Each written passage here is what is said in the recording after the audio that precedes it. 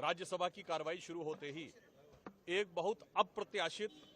और आश्चर्यजनक प्रकरण प्रकाश में आया, जब सभापति महोदय ने यह बताया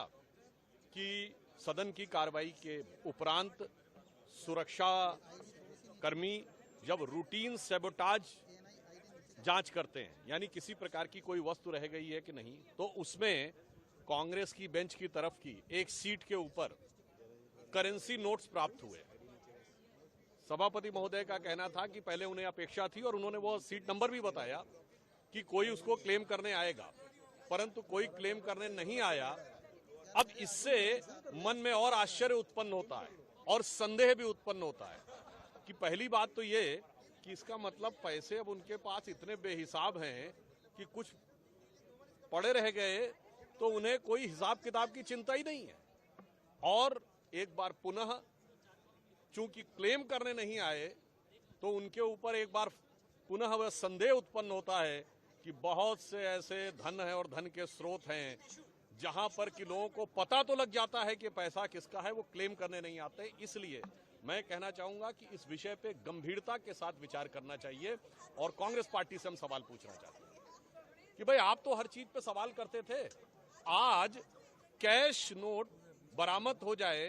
पार्लियामेंट के अंदर और उसका आप हिसाब देने से बच रहे हैं। तो एक पंक्ति कहना चाहूंगा उनके लिए, उसके बाद आप जिस ढंग की भाषा का प्रयोग सरकार के लिए करते थे, तो मैं विपक्ष और विशेषकर कांग्रेस पार्टी के लिए कहना चाहूंगा कि लहजे में बदगुमानी और चेहरे पर नकाब लिए फिरते हैं, लहजे में बदगुमानी चेहरे पर नकाब लिए फिरते हैं, जिनके खुद के बही खाते बेहिसाब बिगड़े हैं, वही हमसे सारा हिसाब लिए फिरते हैं।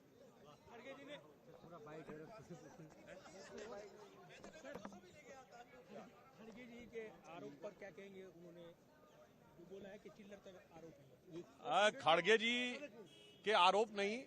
हम सुझाव का सम्मान करते हैं। नेता सदन नड्डा जी ने भी कहा कि अगर खड़गे जी ने कहा है कि कोई मामला अंडर इन्वेस्टिगेशन है तो उसके बारे में चर्चा नहीं होनी चाहिए। तो हमारे नेता सदन और राष्ट्रीय अध्यक्ष माननीय नड्डा जी ने यह कहा कि जो खड़गे जी का सुझाव था उसे हम सिद्धांत रूप में स्वीकार कर लेते हैं कि जो विषय जांच की परिधि में चल रहे हैं उन पे सदन में चर्चा नहीं होनी चाहिए। अन्यथा यह नहीं हो सकता है कि एक विषय जो सदन के अंदर ही उपस्थित हुआ है उस पर तो जांच से पहले चर्चा नहीं होनी चाहिए, और यत्र तत्र सर्वत्र से लेके और 7 समुंदर पार तक की किसी आवाज पे अगर सुर छिड़ जाए तो विपक्ष यहां ताल मिलाकर और संसद में बवाल करे, यह उचित नहीं है।